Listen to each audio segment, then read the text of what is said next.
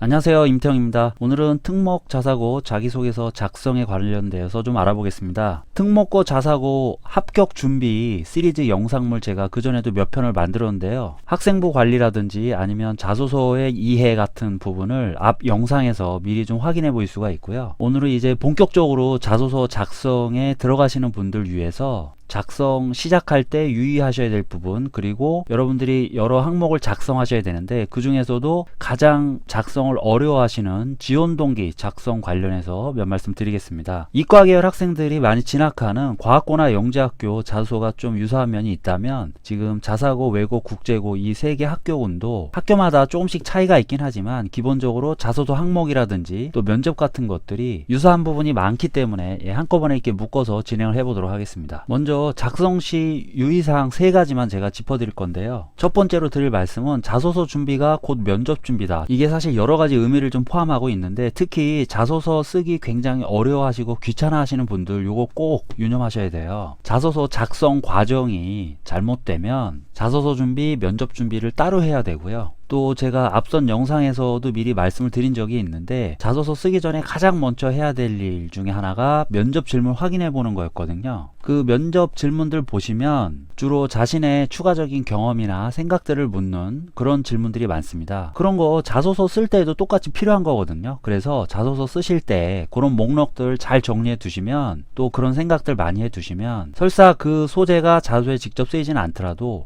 면접 볼 때 굉장히 유용할 수 있다. 그래서 자소서 그 1500자 뭐 이런 거 딱 완성시키는 그 분량 내에서만 준비하지 마시고 면접까지 바라보시고 좀 차분하게 자소서 쓸 내용들을 미리미리 좀 챙겨 두시는 게 좋다. 비슷한 이유로 그래서 자소서 쓰실 때 이 문장 글쓰기보다는 소재를 선택하고 소재를 생각해내고 소재를 발굴하는 데 집중하셔야 된다. 이런 말씀을 드리는 이유는 우리 수험생 여러분들 대부분이 이 문장 글 쓰는데 시간을 너무 많이 허비하시고 굉장히 그걸 또 어려워하십니다. 그리고 거기에 지나치게 시간을 너무 많이 투자하세요. 근데 자소서의 본질은 문장 글쓰기가 아니고 소재이고 그 내용이겠죠. 어떤 소재를 선택할지까지 시간을 많이 투자하셔야 하고, 소재 선택 이후에는 문장은 진짜 단번에 다 써내려 가셔야 됩니다. 그리고 나중에 여유가 있으면 우리가 흔히 퇴고라고 하죠. 시간 되실 때 조금씩 보완하고 고쳐 나가시는 형태, 그런 형태는 자소서 작성에 어떤 실수를 줄이는 데 도움될 수는 있습니다. 그리고 이런 소재를 또 강조하다 보니까 또 여러분들 스스로도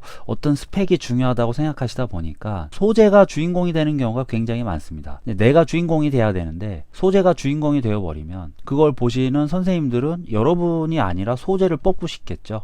예를 들면 동아리 활동을 막 적었는데 그 동아리 활동을 통해서 내가 어떤 활약을 했고 어떤 발전을 이뤘고 또 어떤 생각을 했는지 이런 것들이 포함되지 않으면 그 동아리 활동이 아무리 우수한 활동이라도 선생님들이 나를 뽑는 내용으로는 도움이 안 되는 거죠. 또 그런 경우도 있습니다. 나한테 어떤 큰 영향을 준 책이나 또는 어떤 선생님을 얘기하는데 나한테 너무 정말 중요하고 소중한 경험이고 또 소중한 책이고 선생님이라 그 책이나 선생님에 대해서 막 구구절절 이야기를 풀어 쓰는데 정작 내 이야기는 빠져버리는 그런 경우도 종종 있습니다. 어떤 소재를 쓰더라도 반드시 그 소재를 통해서 드러내고자 하는 나의 장점이나 나의 특성 같은 것들이 꼭 포함되어야만 합니다. 자사고, 외고, 국제고, 자소서 항목은 학교마다 약간씩은 차이가 있지만 그 내용을 분석해 보면 크게 4-5가지 정도가 됩니다. 제가 지난번 영상에서 분류했던 것과는 조금 다르게 분류를 해봤는데요. 활동을 포함한 학습과정, 공부과정 적는 게 꼭 필요하고요. 그 다음에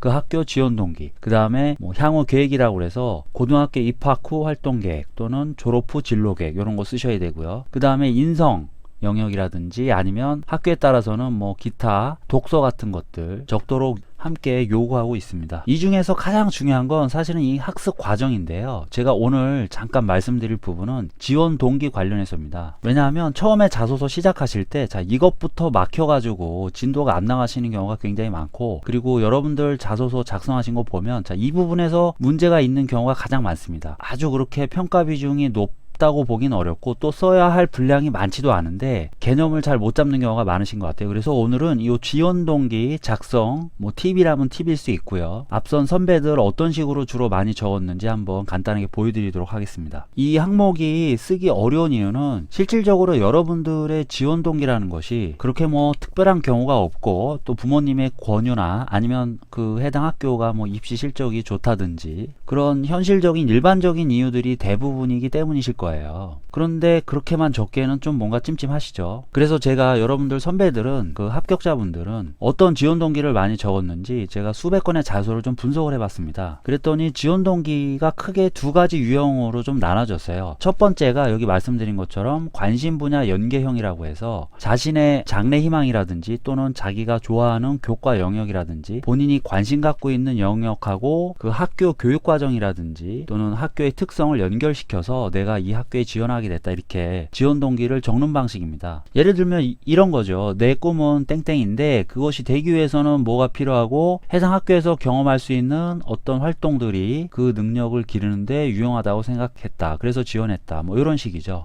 예를 들어서 내 꿈이 외교관이다. 그럼 외교관이 되기 위해서 뭐 언어 능력이라든지 아니면 국제적인 감각이 필요하다. 뭐 국제고에서 경험할 수 있는 여러 가지 교육과정, 뭐 국제 관련 심화 교육과정도 있고요. 또 그 학교마다 관련 동아리들도 있을 테고, 자 그런 것들이 내가 외교관으로서 필요한 자질을 기르는데 유용하다고 생각한다. 그리고 요 두 번째 예시는 약간 위험할 수 있는 문장 유형이긴 한데 이런 겁니다. 나의 장래 희망인 무엇이 되어 뭐뭐 하는 것이야말로. 예를 들어서 여기서 뭐뭐이라는 거는 자기 진로 직업인으로서의 어떤 목표를 말하는 거겠죠. 해당 학교의 뭐 건학이념에 부합되는 것이라 생각하여 지원하게 되었다. 자소서 항목에 보면 뭐 건학이념과 본교의 건학이념과 연계하여 지원 동기를 작성해라 이런 내용이 많다 보니까 자 이렇게 작성하는 경우도 예전에는 종종 있었는데 그런데 이게 사실 좀 어거지로 흘러갈 수 있는 확률이 굉장히 높아요. 그래서 저는 그렇게 막 많이 추천해 드리는 유형은 아닌데요. 여기서 제가 드리고 싶은 말씀은 학교 건학이념에 너무 여러분들이 집착하시지 말라는 거. 자 예를 들어 지금 보시는 화면이 전국 단위 모집 자사고인 김천고등학교 건학이념인데요. 사립학교를 육성하여 민족 정시를 함양하라. 그 밑에 뭐 설명 보면 잘 교육받은 한 사람이 나라를 바로잡고 잘 교육받은 학생 한 사람이 동양을 진압할 수 있다. 뭐 이런 식의 설명이 있는데 사실 보시면 아시겠지만 우리 중학생 여러분들이 지금 뭐 민족 정신이라든지 뭐 동양을 진압할 수 있다라든지 자 요런 거창한 학교 건학 이념들 억지로 자신의 꿈이라든지 진로하고 연결시키려고 하시다 보면 무리수를 두시는 경우가 많을 수밖에 없어요. 그래서 건학 이념에 너무 집착하지 마시고 지원할 학교의 건학 이념이 뭐고 또 뭐 교육 목표라든지 그 다음에 그 학교에서 원하는 학생상 같은 게 뭔지 이렇게 한번 보시는 거는 뭐 나쁘진 않습니다. 이런 거 알아두시고 숙지해 두시면 뭐 면접에서라든지 유용하게 쓸 수도 있는데 자소서 쓰실 때 지원 동기에 너무 억지로 연결시키지는 말자. 중요한 것은 꼭 뭐 건학 이념이 아니더라도 그 학교의 실질적인 교육 과정이나 학교 프로그램이나 또 학교의 분위기 같은 것들이 자신하고 뭐가 잘 맞고 또 자신에게 어떻게 필요하고 그런 걸 한번 생각해 보는 그런 시간이 꼭 필요하다는 겁니다. 어쨌거나 여러분들 합격한 선배들은 자신이 꿈이나 또는 자신이 이렇게 관심 있는 분야 쪽에 대해서 그 학교가 좋은 교육 과정을 갖고 있고 좋은 프로그램을 많이 갖고 있다. 그래서 내가 지원하게 됐다. 이런 내용들을 가장 많이 적었습니다. 그리고 두 번째로 많았던 문장 유형이 이 계기를 강조하는 건데 자신이 학교를 알게 된 계기, 그 학교에 처음에 관심 갖게 된 계기, 그런 계기 어떤 사건이 될 수가 있겠죠. 그런 것들을 지원 동기로서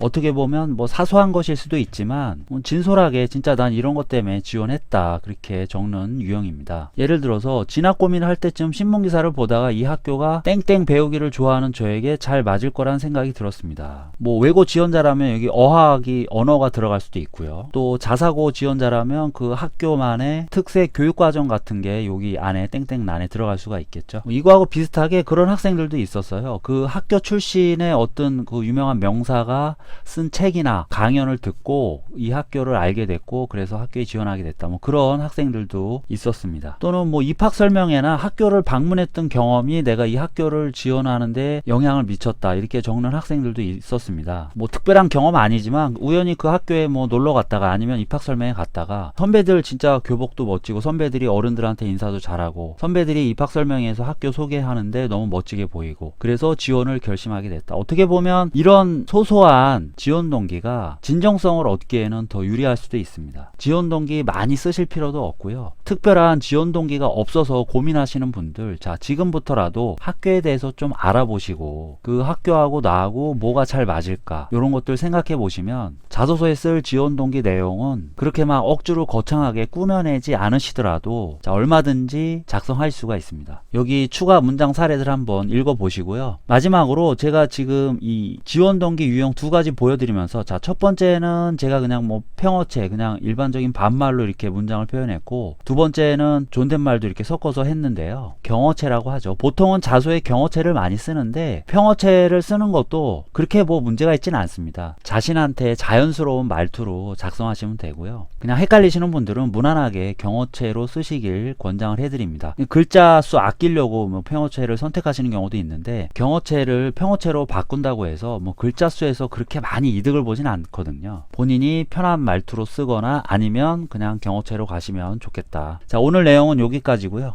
좋아요, 구독, 댓글, 특히 질문들도 환영하고 있습니다. 많이 부탁드리겠습니다. 감사합니다.